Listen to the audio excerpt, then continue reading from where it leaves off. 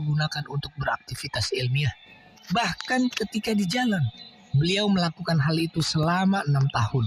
Kemudian setelah itu beliau mulai menulis buku, mengajar, memberi nasihat, dan menyampaikan kebenaran. Pendengar yang budiman, selain bersungguh-sungguh menggembleng diri, mempraktekkan sikap wara', muraqabah, menyucikan diri dari berbagai noda, serta menghilangkannya dari jiwanya, beliau juga menghafal hadis, ilmu hadis, biografi perawi hadis sahih dan hadis lemah, serta pemuka di kalangan mazhab Syafi'i. Kemudian Rashid bin Muallim pernah berkata, saya pernah menegur Syekh Muhyiddin, yakni Imam An-Nawawi, karena beliau tidak mau masuk ke pemandian umum dan kehidupannya yang bersahaja dalam hal makanan, pakaian, dan kondisi yang dialaminya. Saya menakut-nakuti beliau dengan penyakit yang justru akan menimpanya, sehingga membuat beliau tidak bisa lagi beraktivitas. Maka beliau pun berkata, sesungguhnya fulan biasa berpuasa dan beribadah kepada Allah hingga kulitnya berwarna hijau. Beliau menolak makan buah-buahan dan mentimun dengan berkata, aku khawatir badanku menjadi lembab hingga akhirnya ingin tidur. Dalam sehari semalam, Imam An-Nawawi biasa makan 1 kali dan dia juga minum sekali pada waktu sahur. Pendengar yang dirahmati Allah, di antara tulisan Imam An-Nawawi rahimahullah yang sangat bernilai adalah kitab Syarah Sahih Muslim, kitab Riyadhus Shalihin, kitab Al-Adhkar, kitab Al-Arba'in An-Nawawi, kitab At-Taqrib, kitab At-Tibyan fi Adab Hamalatil Quran, dan kitab Al-Fatawa, yakni koleksi fatwa beliau dalam jilid kecil, dan banyak lagi kitab yang lainnya. Imam An-Nawawi jarang sekali mau menerima apapun dari orang lain. Pada suatu ketika ada seorang miskin yang memberinya hadiah berupa teko. Beliau pun menerimanya. Syekh Burhanuddin Al-Iskandaroni berkeinginan keras untuk makan bersama dengan Imam An-Nawawi. Maka Imam An-Nawawi berkata, bawa saja makananmu ke sini, nanti kita makan bersama. Maka An-Nawawi ikut makan bersamanya 2 jenis makanan. Jarang sekali beliau mengumpulkan 2 lauk pada sebagian besar makannya. Pendengar yang iman, Imam An-Nawawi rahimahullah menasehati dan mengingkari para raja dan orang-orang zalim. Beliau pernah menulis surat kepada mereka dan menakut-nakuti mereka dengan Allah. Beliau menulis dari hamba Allah, Yahya An-Nawawi. Semoga keselamatan dan berkah selalu menyertai Tuan yang baik hati. Mudah-mudahan Allah selalu memberinya kebaikan dan melimpahkan aneka kebaikan. Selalu menyertai Tuan yang baik hati, Badruddin. Mudah-mudahan Allah selalu memberinya kebaikan dan melimpahkan aneka kebaikan serta mengantarkannya menuju cita-citanya demi kebaikan dunia dan akhirat, serta memberkahinya pada semua kondisi. Amin. Sesungguhnya penduduk Syam dalam kondisi susah dan lemah karena sedikitnya hujan. Kemudian beliau menyebutkan satu pembahasan yang sangat panjang. Isi surat itu ditujukan kepada Raja Az-Zahir Bibars. Kemudian raja itu membalasnya dengan keras dan menyakitkan. Imam An-Nawawi menulis lebih dari 1 surat kepada Sultan Az-Zahir Bibars yang berisi amar ma'ruf nahi munkar. Ibnu Farah pernah berkomentar tentang Imam An-Nawawi. Beliau berkata, prestasi Syekh Muhyiddin, yakni Imam An-Nawawi, terdiri dari 3 sisi. Kalau seandainya salah satu sisi tersebut dikuasai oleh seseorang, maka orang-orang dari segala penjuru akan mendatanginya. Ketiga prestasi itu adalah ilmu, zuhud, dan amar ma'ruf nahi munkar. Pendengar yang dirahmati Allah, Syekh An-Nawawi atau Imam An-Nawawi rahimahullah pergi berkunjung ke Baitul Maqdis. Kemudian kembali lagi ke Nawa.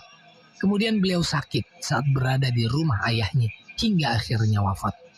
Beliau berpulang ke rahmatullah pada tanggal 24 Rajab tahun 676 Hijriah.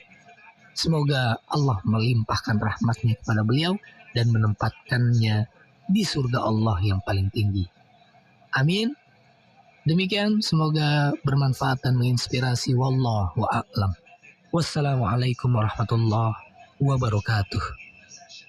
Anda sedang mendengarkan Radio Fajri.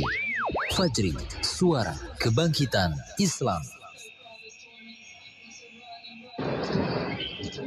Doa agar dimudahkan urusan agama, dunia dan akhirat. Allahumma aslih li dini alladhi huwa ismatu amri, wa aslih li dunyaya allati fiha ma'ashi, wa aslih li akhirati allati fiha ma'adi, waj'alil hayata ziyadatan li fi kulli khair, waj'alil mauta rahatan li min kulli syarr.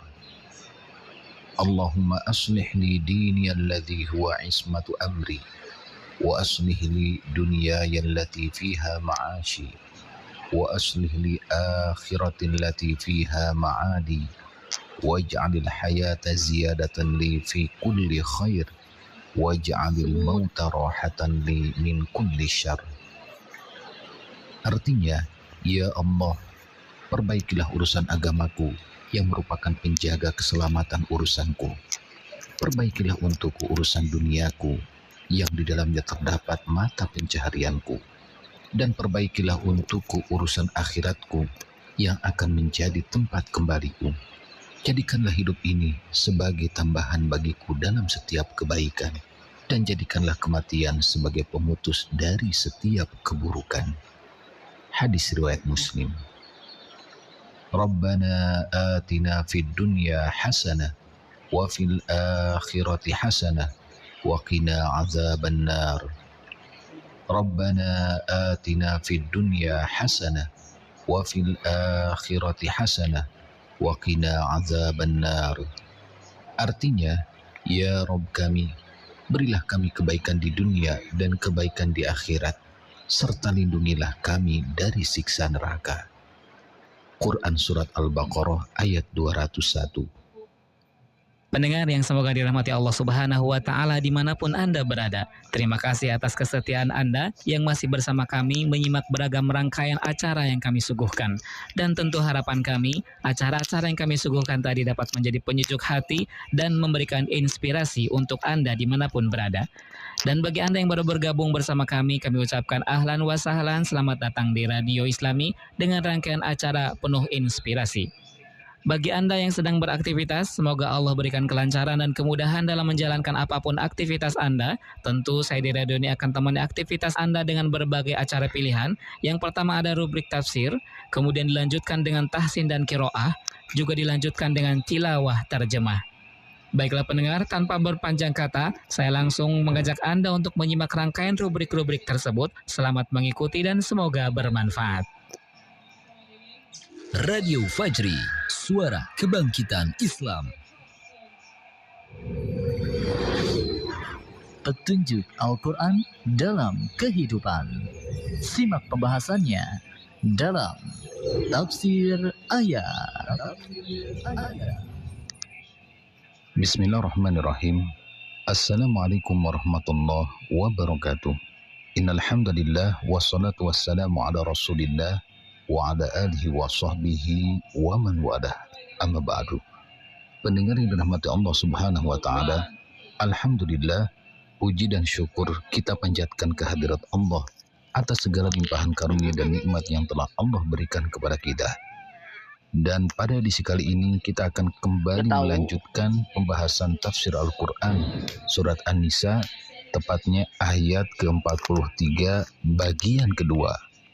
Nah, Allah Subhanahu wa taala berfirman dalam penggalan ayat tersebut, wa in kuntum marda aw ala safarin aw jaa ahadum minkum minal ghaiti aw lamastumun nisaa falam tajidu ma'an fatayammamu sa'idan tayyiban famsahu biwujuhikum wa aydikum innallaha kana afuwan ghafura. Yang artinya, dan jika kalian sakit atau sedang dalam perjalanan, atau kalian kembali dari tempat buang air, atau kalian telah menyentuh wanita, kemudian kalian tidak mendapat air, maka bertayamumlah kalian dengan tanah yang baik, yakni yang suci. Usaplah muka kalian dan tangan kalian, sesungguhnya Allah Maha Pemaaf lagi Maha Pengampun. Nah, pendengar yang dirahmati Allah Subhanahu wa taala, tentang firman Allah, wa in kuntum marda aw ala safar, dan jika kalian sakit atau sedang dalam perjalanan. Ibnu Katsir rahimahullah dalam kitab tafsirnya menjelaskan bahwa adapun sakit yang dibolehkan untuk tayamum adalah penyakit yang jika menggunakan air, ini dikhawatirkan tidak sampainya air pada anggota wudhu, seperti misalkan tangan yang diperban, atau bisa memperparah atau menambah lama penyakitnya. Sedangkan tentang safar, ini hal yang sudah dikenal. Tidak ada perbedaan pendapat antara perjalanan jauh atau perjalanan dekat selama memenuhi syarat-syarat safar. Lalu pendengar, tentang firman Allah, "Au jaa ahadum minkum minal ghaid," atau kalian kembali dari tempat buang air. Al-ghaid pada asalnya maknanya adalah tempat yang sepi atau yang tenang di bumi. Kemudian istilah ini dipakai untuk istilah buang air besar, dan hal itu termasuk hadas kecil. Lalu pendengar firman Allah berikutnya, "Aula mastumun nisa," atau kalian telah menyentuh wanita. Nah, para ulama ahli tafsir, mereka berbeda pendapat tentang makna lamastumun nisa, dan terbagi menjadi dua pendapat. Yang pertama, sebagian ulama berpendapat bahwa hal itu adalah kiasan dari jima, yakni hubungan intim antara suami dan istri. Sebagaimana disebutkan oleh Ibnu Abi Hatim rahimahullah, yang mengatakan dari Ibnu Abbas radhiyallahu anhuma tentang ayat ini, di mana Ibnu Abbas berkata, maksudnya yaitu jima. Akan tetapi Allah yang Maha Mulia menggunakan kiasan sesuai kehendaknya. Dan pendapat seperti ini juga diriwayatkan dari Ali, Ubay bin Ka'ab, Mujahid, Taus, dan yang lainnya. Jadi makna lamastumun nisa atau menyentuh wanita menurut pendapat